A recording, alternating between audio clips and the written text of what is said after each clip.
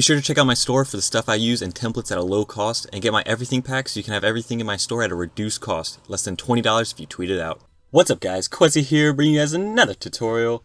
Today I'm going to be showing you how to do these two cube effects in Cinema 4D. This is a pretty cool effect. You can see I just did this with the phase logo. It's real simple, real easy to do, takes maybe like 5-10 minutes, I don't know. But yeah guys, let's get started. The materials that I use in this will be available down in this description below.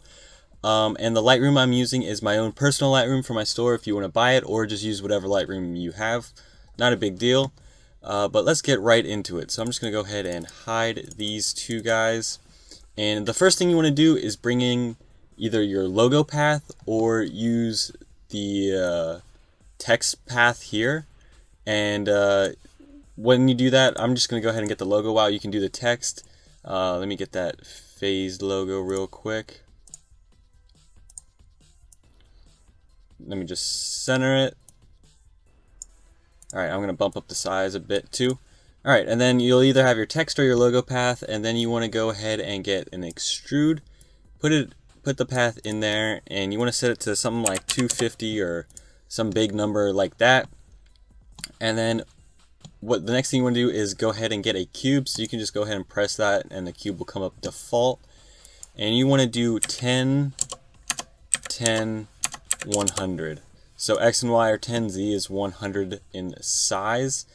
And one thing I do is get out of my camera view and bring the logo back a little further than normal, and you'll see why later on.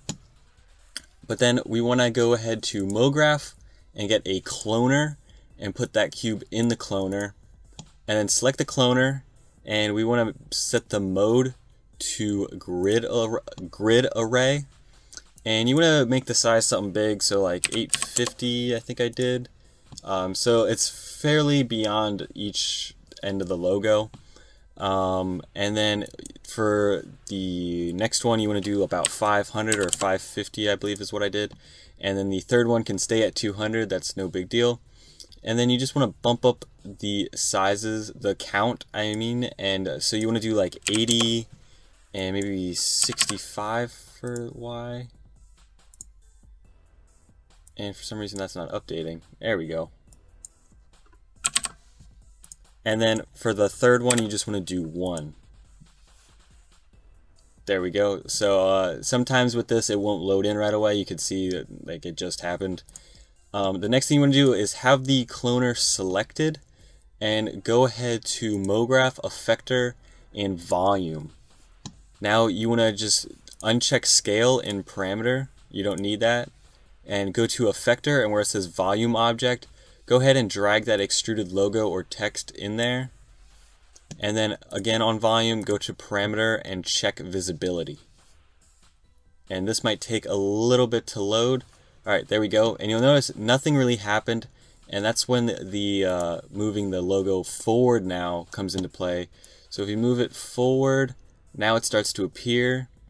And we're gonna like, this is really glitchy for whatever reason. You won't be able to like fill up the whole thing sometimes, but if you go ahead to the scale and just bring it in, then eventually it will fill out. And I don't know why it does that, but it's just something that happens for whatever reason. Then you can go ahead and on the extrude layer, you just want to press each one of these dots twice, and that'll just hide it. And then you want to select the cloner again and go to MoGraph, Effector, Random. And you can see all these cubes go spreading out. And you could mess around with these settings to get some different looks. But for now, we're just going to go position X0, Y0, Z. I go 25, but you could do even more. You could do less, up to you. And at this stage, you can go ahead and play around with the cube to get different looks. So you could just keep it as a standard cube, which looks fine, or you could add a fillet, which is what I did, and I did a radius of 1. I'm going to try 2 this time and do a subdivision of 2 as well. You could press C on the keyboard and make it editable, and then change things up and add indents and things like that. But I don't think my computer is going to be able to render that and keep up with that, because that's going to be a lot of polygons and things. But the next thing we want to do is go to that extrude and duplicate it, Control C, Control V, then make it visible again, and now you can see the one of two render styles we have.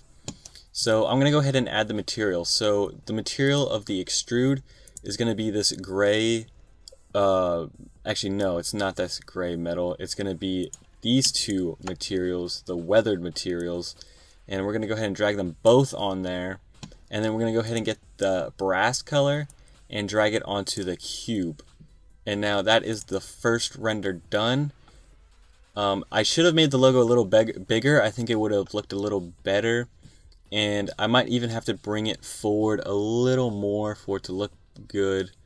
So I'm going to go ahead and do that. Actually, I'm going to select that extrude, bring it forward a little more, something like that, and there we go. That's that effect. And I would render it out, but you guys saw it in the beginning. You have the general idea of what it looks like. Now the next thing I'm going to show you, if you want to do the second render effect, all you need to do is get this extrude, and also you could add some caps to this, do like a fillet cap of like 1 or 2 or something if you so desire. I mean, that's up to you. But let's go out and let's bring this extrude forward so it gets in front of all those cubes protruding out. And then we're going to have to go ahead to the object tab on that layer, and expand it even more so it fills out all the cubes. We don't want them sticking out the back in case we want to rotate or get a shot from the back or something. And let's go back to our camera view, and we're going to go ahead to click on the cube and hold, and we're going to get the landscape here. And we want to check spherical, and you can see we get this ball. It kind of looks like a meteor or something. And you can go ahead and play with the seed and get different looks. Just do whatever. But when you get something you like, you just want to scale it down to about that size, and then bring it forward so about half of it's in the logo, the other half is sticking out the front like that. And then you want to duplicate this a few times and put it in some different areas. So I did something like one here, duplicated it, and then you can change the seed if you duplicate it, if you want to get different looks. I just didn't. And then do it again, and maybe do it over here, cut off this edge, something like that. Once you have them where you want to select all three of them, press C on the keyboard, right click, connect objects, and delete. Then you want to go ahead to the extrude, the logo, right click, select children, C, right click, select children, right click, connect objects, and delete. Then you want to go here and get the bool tool, or bool effect, I don't know what to call it, and you want to drag both of those in there and put the extrude on top, and you'll see you get this effect with the cube sticking out of the cutout parts.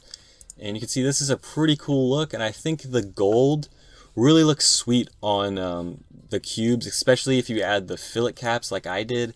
You get a really nice shine, and it just looks really nice, guys.